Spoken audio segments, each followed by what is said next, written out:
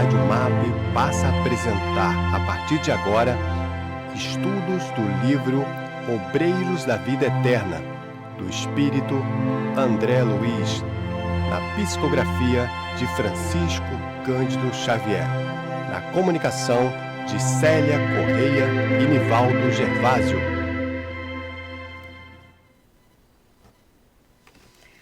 Bom dia, meus irmãos. Bom dia, Nivaldo. Bom dia, Célia. Bom dia a todos.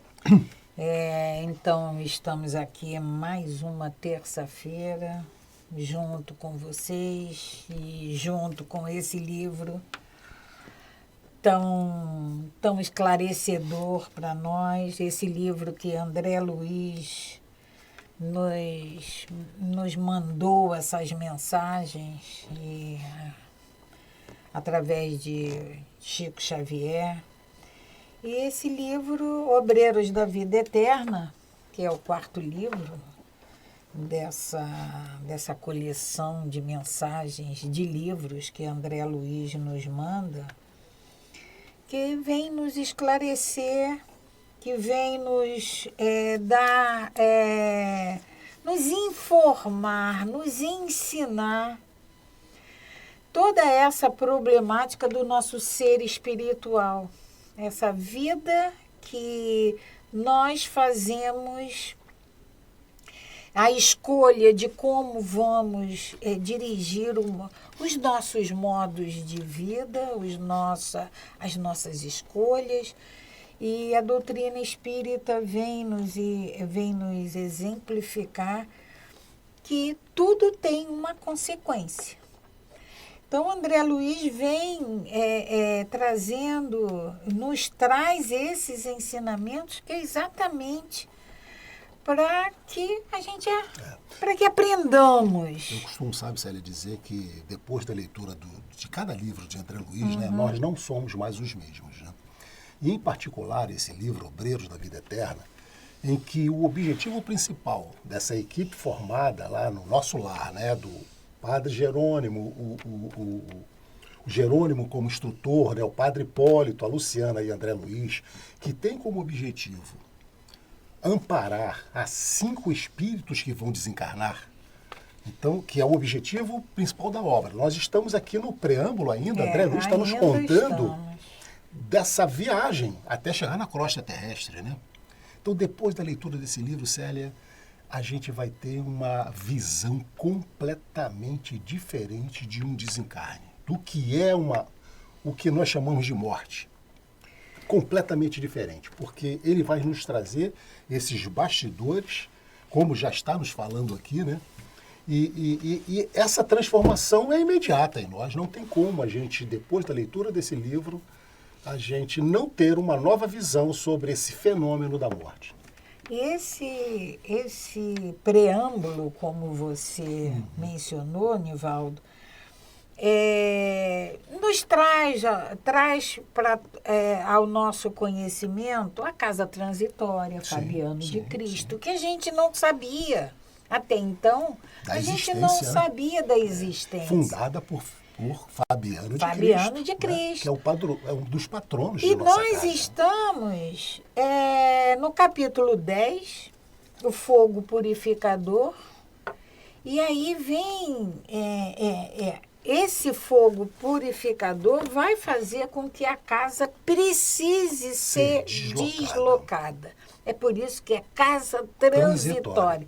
Ela transita no espaço. E isso tudo vem nos esclarecer, vem nos ensinar, vem mostrar para a gente que nós somos autores das nossas decisões, né, infelicidades ou felicidades futuras. E muitas das vezes, já aqui sofremos em função das nossas escolhas. E André Luiz nos deixa muito claro isso nesse livro, Obreiros da Vida Eterna. Nós estamos, como eu falei, no capítulo 10, o fogo purificador, que ele vai fazer, em função dele, a casa transitória vai ter que ser deslocada. E aí vem narrando a série de trabalho, a dificuldade, né? E as consequências que esse fogo purificador vai causar na região. Né? Tá. Então, Célia, a gente agradece muito, muito a todos vocês, agradece principalmente a Deus, nosso Pai, por essa oportunidade de estarmos aqui, travando esses conhecimentos, nos esclarecendo, adquirindo conhecimentos para melhor nortear as nossas vidas. Então, como nós estávamos dizendo, a Célia, a Casa Transitória está se preparando para fazer esse deslocamento. E nós, semana passada, terminamos assim. Todo o pessoal disponível fora convocado ao trabalho dos motores. E quando me entregava a transportes administrativos, diante da maquinaria complexa, indescritível na técnica humana, a irmã Zenóbia, através de Jerônimo, nos pediu colaboração nas defesas magnéticas, em vista da necessidade de empregar maior número de cooperadores na preparação ativa do voo. Não tínhamos tempo a perder. O próprio assistente, que nos orientava num belo exemplo de renúncia fraternal, tomou a dianteira, encaminhando-se para as faixas de defesa. Ô, Nivaldo, como a gente, a nossa curiosidade, porque não é só André Luiz que indaga as coisas, nós também não. Temos que indagar, nós também indagamos. Então, não adianta a gente querer procurar saber como é feito esse deslocamento. Sim. Porque, como é dito aqui, todo o pessoal foi deslocado para o trabalho dos motores. Dos motores, e aí ele continua. A maquinaria é complexa para o nosso entendimento. Nós então, não vamos. Célia, a gente adianta. sempre diz, né, que a Terra é uma cópia do plano espiritual. Né? Então, quando André Luiz relata sobre essa maquinaria que seria para nós aqui indescritível, porque é muito mais evoluído, muito mais avançado do que a gente possa imaginar. A gente basta ver o filme Nosso Lar, que foi em o livro foi escrito em 1936, né? Então, já se descrevia telões. Em 1936, hoje a gente fala em telão. Hoje. Mas naquela época já, quando Chico psicografa as mensagens de André Luiz já fala no plano espiritual em telão. A gente vê no filme, é claro que é filme, a gente tem que levar... em consideração toda... Mas tem lá já os computadorzinhos. Isso. E quando aqui pra gente era uma imensidão, inacessível ainda para muitos de nós. Então, para as faixas de defesa.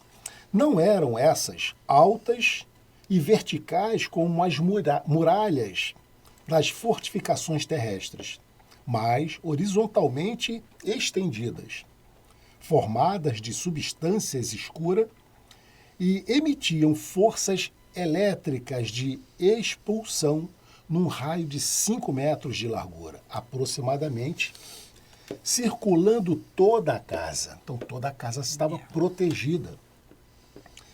Diversos focos de luzes permaneciam acesos. E em rápidos minutos, determinado responsável pela tarefa colocava-nos ao corrente do trabalho a executar. Velaríamos pelo funcionamento regular de certos aparelhos geradores de energia eletromagnéticas, destinados à emissão constante de forças defensivas, e vigiaríamos o setor que nos fora confiado, de modo a sanar qualquer anormalidade. Finalizando as explicações, assegurou o colaborador: temos determinação para receber todos os sofredores que se apresentarem renovados. facultando-lhes ingresso ao pátio interno. Olha bem o que ele fala. Vai receber todos. A gente tem que lembrar, Célia, que eles haviam acabado de chegar naquele socorro, eles atravessaram as trevas, né? E encontraram aquela legião de sofredores que o André Luiz narra para nós. Porque esse fogo purificador, eles também vão sofrer a passagem sim. desse fogo purificador. Por isso eles querem socorro. Então eles querem socorro.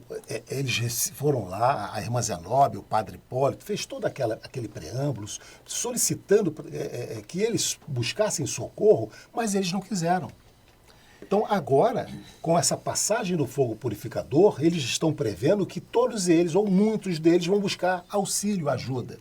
E todos serão recebidos. Temos determinação para receber todos os sofredores que se apresentarem renovados. Os que se apresentarem renovados. Facultando-lhes ingresso ao pátio interno. Então, eles precisam estar renovados para que adentrem a casa transitória.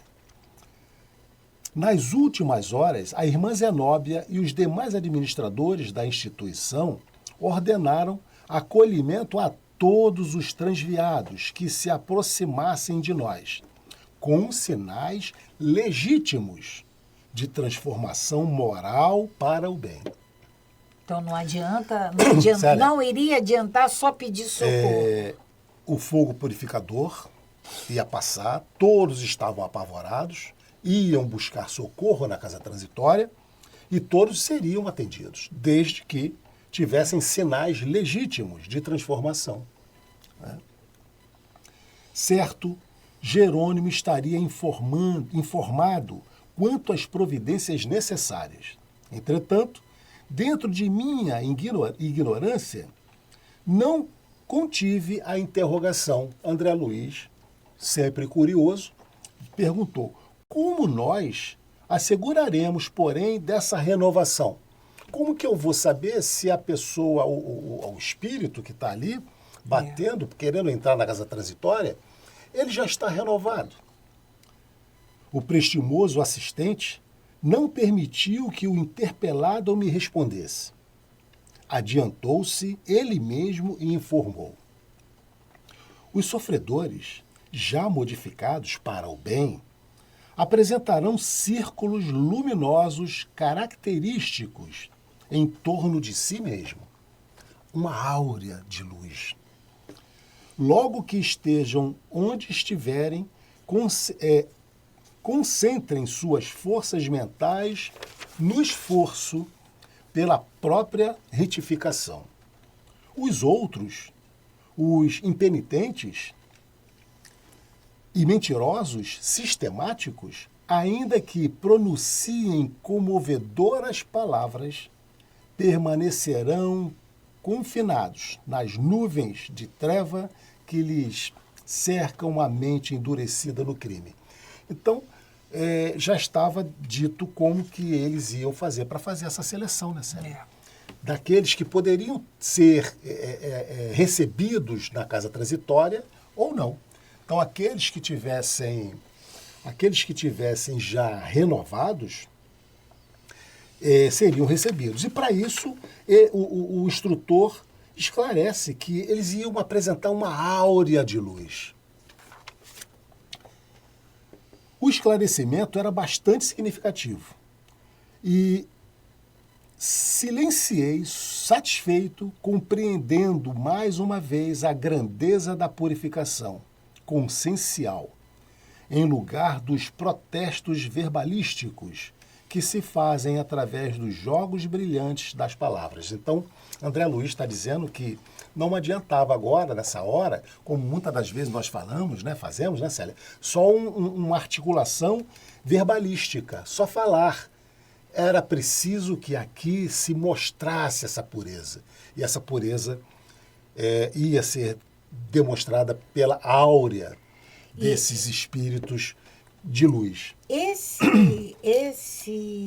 Esses círculos luminosos, eles vão, à medida em que um simples gesto de arrependimento já faz com que essa luz apareça em nós. Nós somos luzes. Aqui, né, Célia, um comparativo aqui a gente ainda pode enganar, né? Ou enganar. Nós ainda enganamos com as nossas palavras, mas aqui no plano espiritual, essa seleção, e o André Luiz tinha essa dúvida, já não teria mais como você enganar, falar belas palavras lá na entrada, mostrar até um arrependimento com palavras. Se isso não for sincero... Se não for sincero, você não vai criar essa áurea de luz característico dos espíritos já transformados. Entregávamos-nos tranquilos ao trabalho quando indescritível choque atmosférico abalou o escuro céu.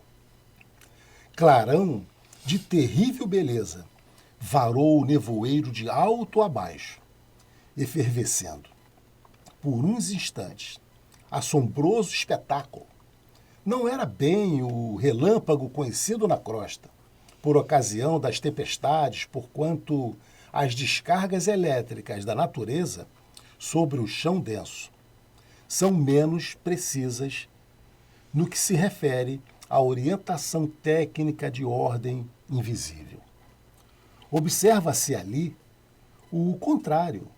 A tormenta de fogo ia começar, metódica e mecanicamente. Era uma limpeza, uma varredura. Era o fogo. Dominou-se angustioso pavor, mas o assistente Jerônimo revelava-se tão calmo que a sua serenidade era contagiante. Sabe quando você está naquele grupo, está acontecendo alguma coisa, está todo mundo preocupado, mas de repente tem uma pessoa muito calma, muito tranquila, e aí consegue acalmar todo mundo? Era exatamente a função do instrutor Jerônimo, né? Que com toda a sua tranquilidade, provavelmente já não era a primeira vez que ele passava por isso, sabia que ia dar tudo certo, né? É o primeiro aviso da passagem dos desintegradores, explicou-nos Solícito. O primeiro aviso da passagem dos desintegradores. À distância de muitos quilômetros, víamos os clarões de fogueira ateada pelas faíscas elétricas na dolorosa região. Decorridos alguns minutos, chegaram novos reforços para a guarda. Todos os servos do bem, em trânsito na casa transitória, foram chamados a cooperar na vigilância. O assessor, que os distribuía em variados setores de serviço, esclareceu que o Instituto Socorrista deveria partir dentro de 4 horas e que, nesse tempo, em circunstâncias como aquela, seria grande o número de infortunados a procurar-lhes as portas, acentuando que não se dispunha de colaboradores em quantidade suficiente para atender às tarefas do átrio. Então, tinham 4 horas para que a casa transitória se deslocasse. E que eles estavam prevendo uma grande multidão querendo adentrar a casa transitória para se livrar do fogo purificador. E que eles previam que não ia ter pessoas para fazer todo esse atendimento. Antes de maiores explicações, rimbombou um novo trovão nas alturas. O fogo riscou em diversas direções muito longe ainda, como a notificar-nos de sua aproximação gradativa. Dessa vez, todavia, recebi a nítida impressão de que as descargas elétricas não se detiveram na superfície, penetrava a substância sob nossos pés, porque espantoso rumor se fez sentir nas profundezas.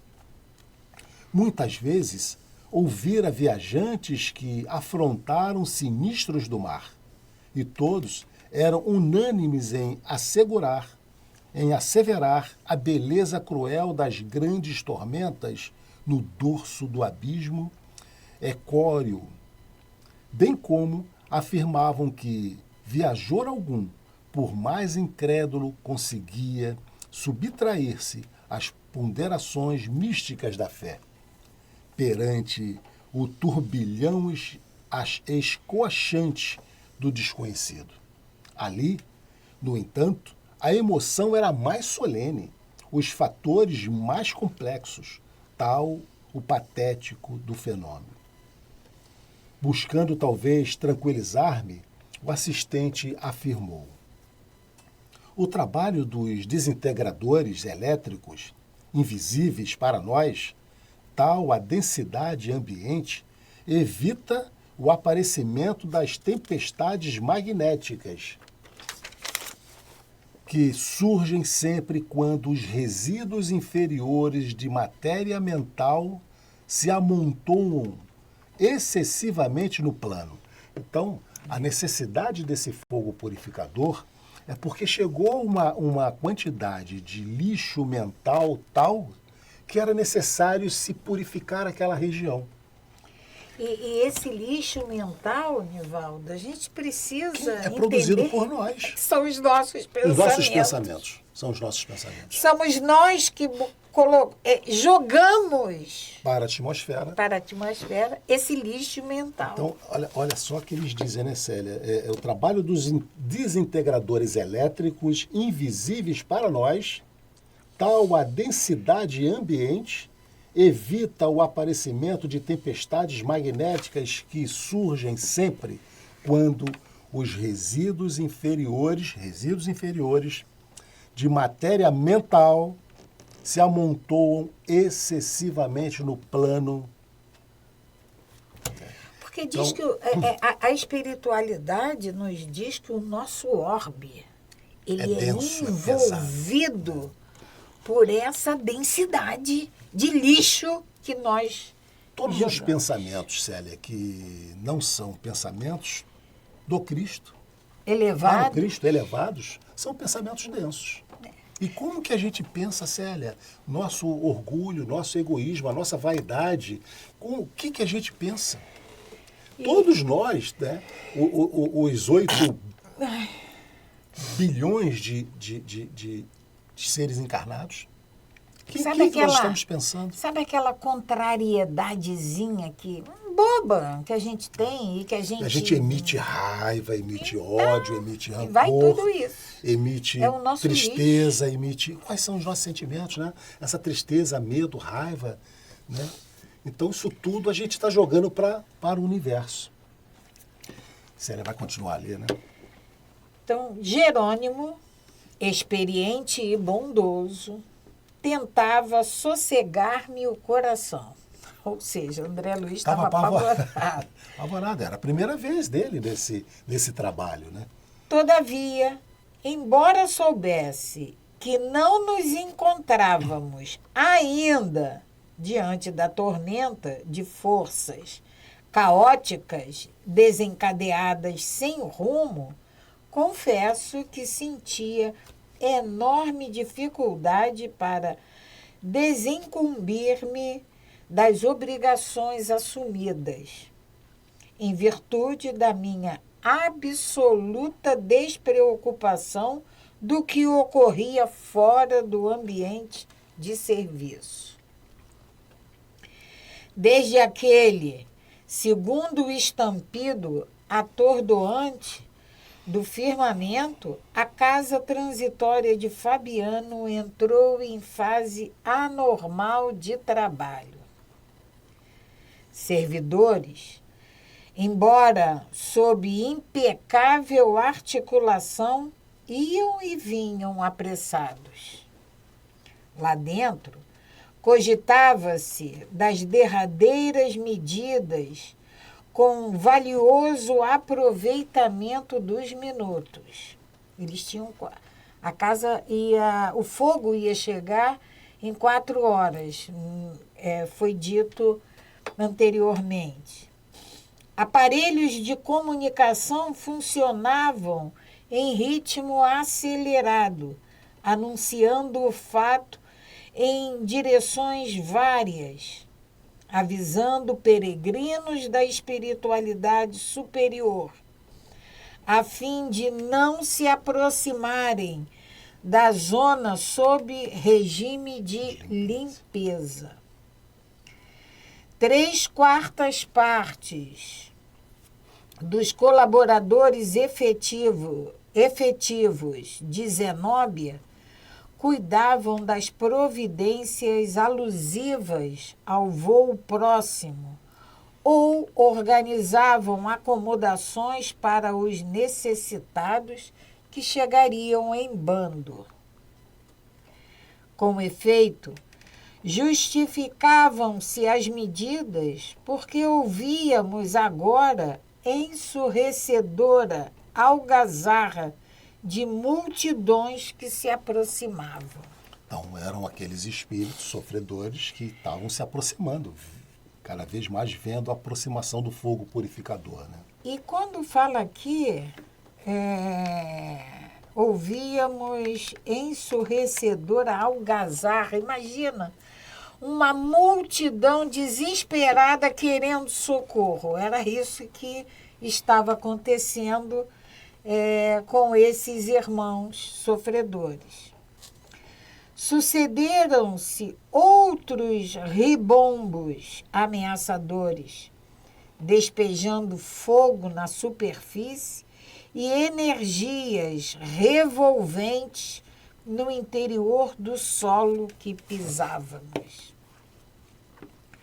Ondas maciças de sofredores aterrados começaram a alcançar as defesas.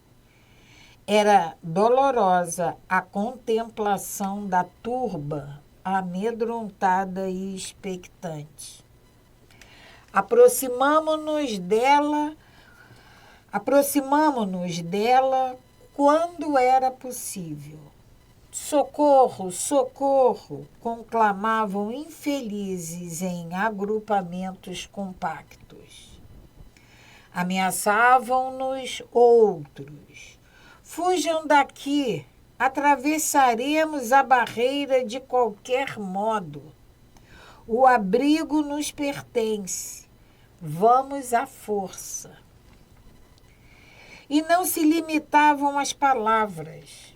Avançavam em massa sobre as faixas horizontais, mas para recuarem espavoridos. Você lembra que tinha toda aquela proteção de ondas magnéticas para que eles não conseguissem horizontalmente colocados. 5 metros.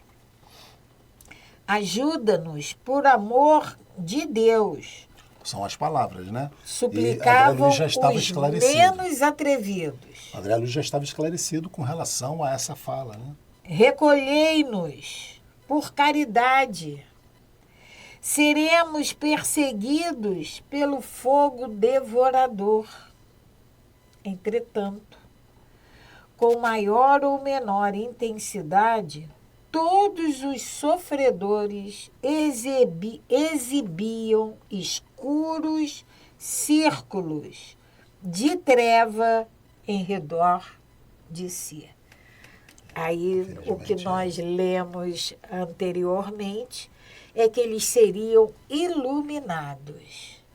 Os que já estivessem em condições de serem recolhidos, o que já estivessem em condições de serem assistidos. Esses daqui, entretanto, com maior ou menor intensidade, todos os sofredores exibiam escuros círculos de treva em torno de si.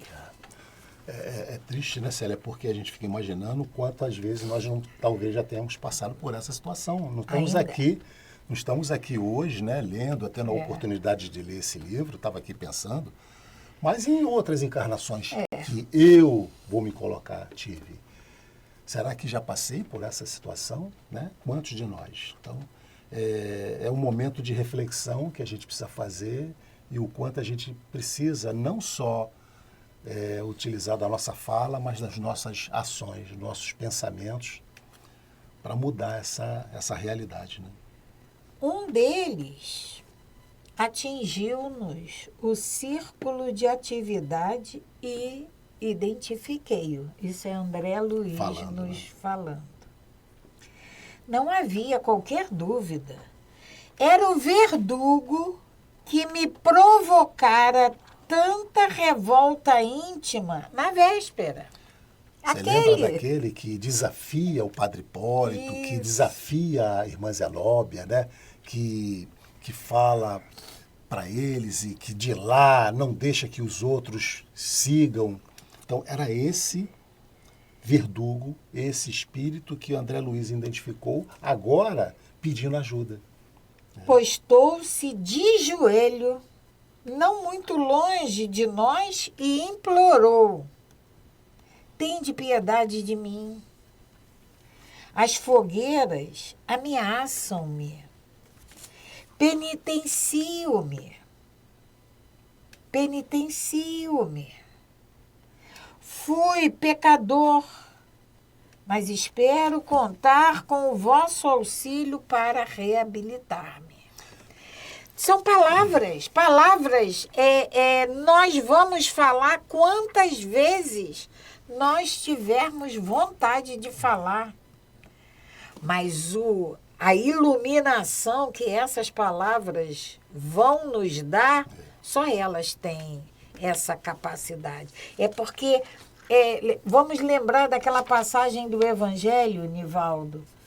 Não basta dizer Senhor, Senhor, né? Não, e nós falamos daquilo que o nosso coração está cheio. Então, se eu posso falar, eu te amo, mas meu coração está cheio de raiva. Jesus também fala daquela parábola dos trajes, né, Célia? Em que... Da túnica? Da túnica, né? Em que aquele convidado não estava com a túnica nupcial, né? E essa túnica nupcial é exatamente essa transformação interna, essa áurea interna que a gente precisa ter. Essa túnica, essa roupa que a gente precisa construir, cada um de nós. E naquela parábola ele pede para que aquele seja retirado e ateado novamente às trevas, ou seja, renasça de novo e tenha nova oportunidade de se regenerar, né? As rogativas sensibilizariam qualquer cooperador menos avisado. Mas, prevenidos quanto à senha luminosa, notávamos que o pedinte se cercava de verdadeiro manto de treva. Dele se aproximou Luciana quanto pôde. Fixou-o bem, fez significativo gesto e exclamou, espantada, embora discreta. Só lembrando, né, Célia, veja só, né, o André Luiz eles já estavam informados da senha luminosa. Porque eles nos dizem aqui que as rogativas sensibilizariam qualquer cooperador menos avisado. E, infelizmente, é o que nos acontece aqui na Terra. A gente não tem essa possibilidade de visualizar as palavras, se são verdadeiras ou não, se ela está vindo do nosso íntimo, aqui do não. coração. Aqui não. No orbe terreno, não. Porque esse corpo físico, ele vai nos permitir esse enganar. Exatamente. Mas no mundo espiritual... Eu posso falar aqui para a Célia e tá pensando outra coisa dela. Está elogiando a Célia, né? E aqui eu estou pensando outra coisa. Mas no mundo plano espiritual, não. Isso não acontece. O que eu penso, eu reflito. E aí a Luciana, que faz parte da equipe do André Luiz, que é a enfermeira... E ela tem a clarividência. Ela tem a mediunidade da clarividência. Então, ela olha para esse espírito sofredor, né? E ela vai adentrar o seu psiquismo. Ela foi que ajudou ao padre Domênico, né? No seu resgate. Então, a irmã Zenóbia, ela exclama espantada. Porém, a irmã Luciana. A Luciana, desculpa. A Luciana, ela exclama espantada, porém discreta, E ela diz assim, ó, como é horrível a atividade mental desse irmão. Vê-se-lhe no halo vital deploráveis lembranças e propósitos destruidores. Está amedrontado, mas não convertido. Pretende alcançar a nossa margem de trabalho para se apropriar dos benefícios divinos, sem maior consideração. A aura dele é demasiadamente expressiva. Ele enganaria qualquer um, menos no plano espiritual os espíritos já evoluídos que têm essa possibilidade de identificar a áurea, né?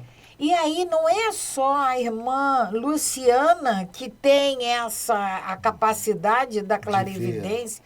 Não, porque a luz que ele emite é aquela luz escura. Não é essa senha luminosa como eles chamam aqui. Ia dizer mais alguma coisa. Bastou, entretanto, um olhar do assistente que nos dirigia, do Jerônimo, para que ela se calasse, humilde, reintegrando-se no trabalho complexo que tínhamos em mãos.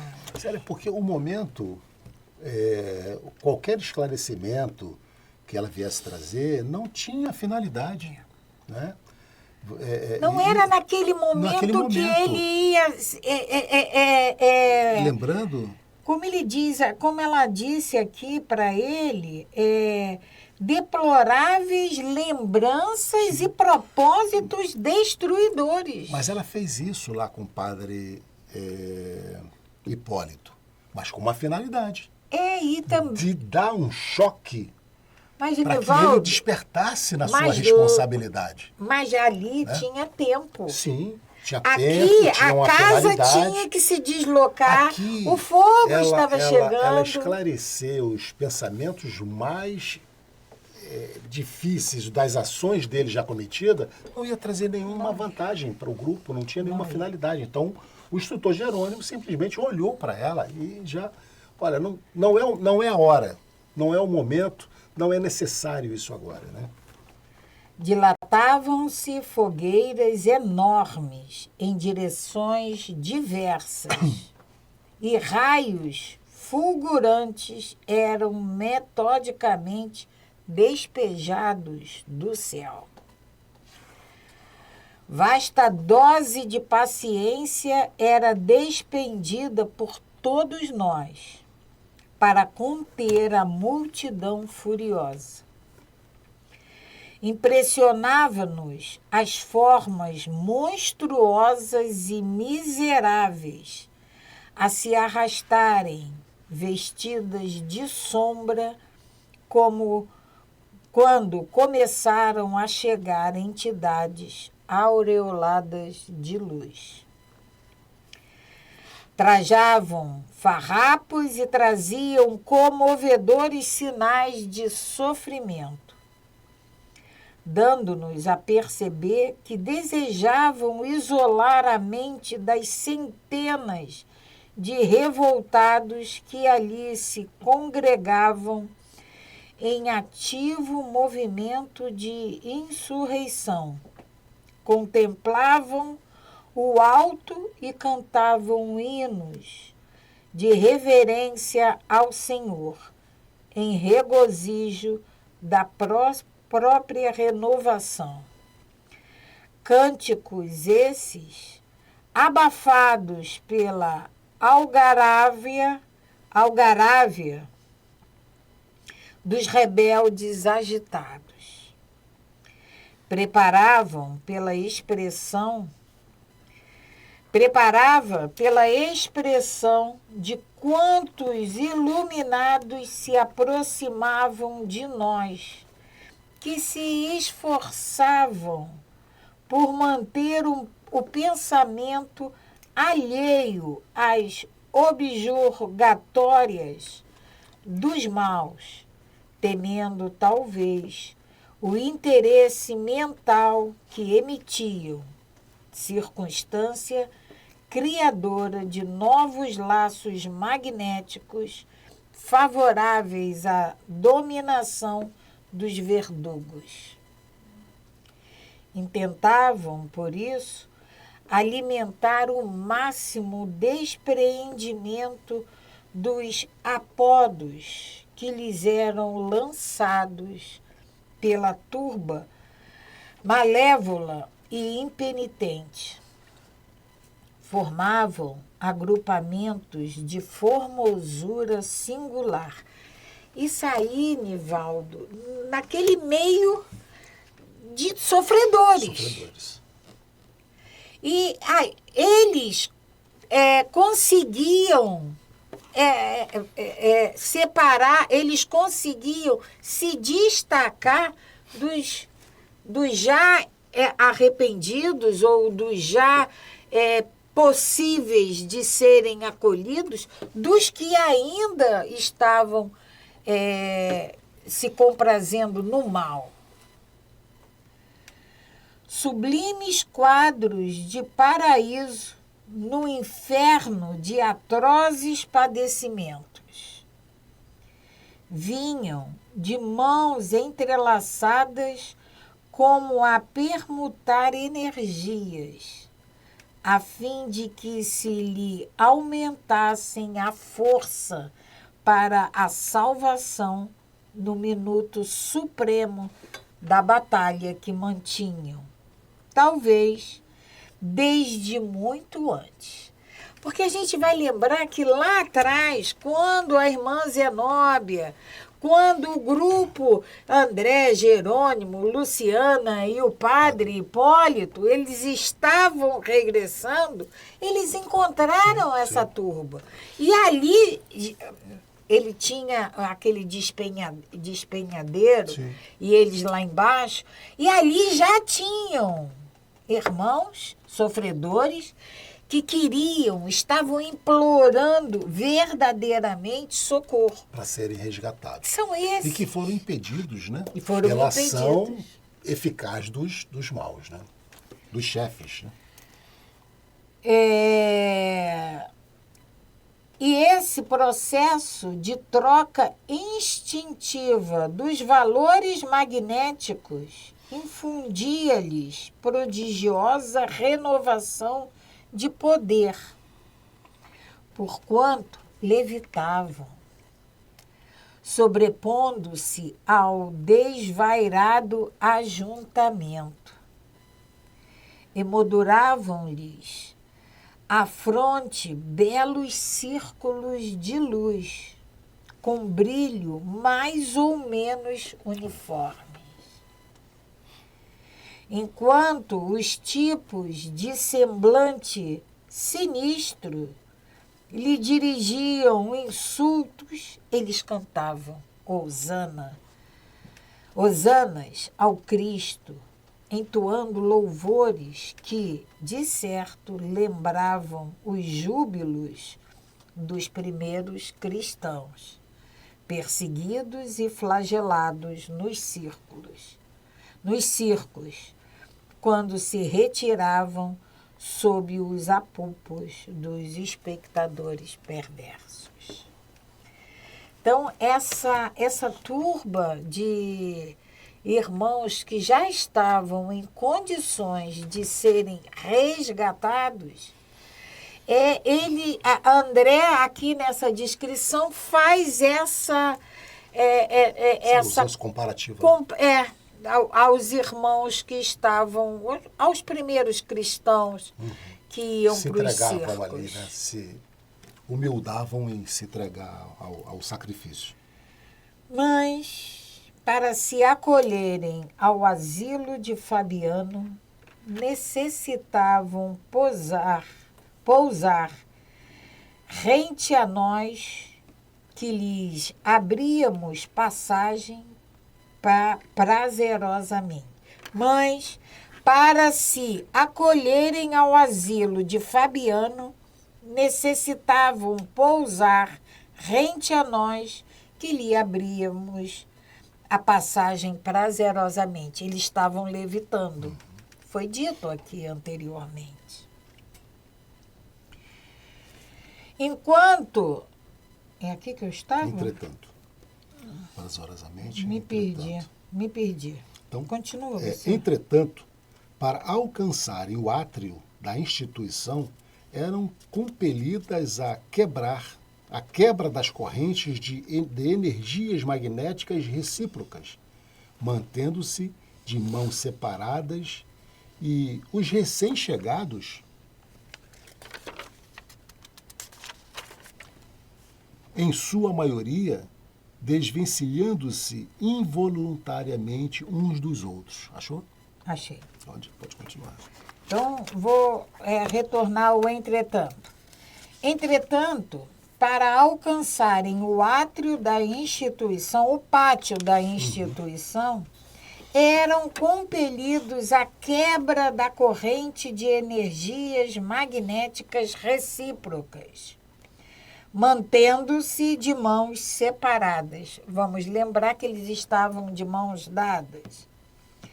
E os recém-chegados, em sua maioria, desvencilhando-se involuntariamente um dos outros, tombavam enfraquecidos após prolongado esforço, logo aos primeiros passos na região interna da casa transitória. Semelhavam-se, assim, às aves esgotadas em laboriosa excursão, depois de atingirem o objetivo que as fizera afrontar distâncias e tormentas. Eles chegaram a... Cansados, né? Exausto. Enfermeiros e macas em grande número. Acho que pulou. Tormento na qualidade. Não, desculpa. Na qualidade de aprendiz incipiente, angustiava-me a observação. Tudo, no entanto, fora previsto pelas autoridades administrativas do Instituto. Enfermeiros e macas, em grande número, estacionavam não longe de nós, promovendo socorros imediatos. E esse socorro imediato está sendo dado a esses espíritos que já apresentavam essa senha, que era essa luminosidade em seu torno. Pequenos e admiráveis cordões de entidades, transformada interiormente pelos dolorosos banhos de pranto santificador, chegavam agora de todos os lados. E as hordas ferozes e irônicas, rodeadas de trevas, multiplicavam-se também em turbas compactas, ferindo-nos a audição com blasfêmias e injúrias contundentes.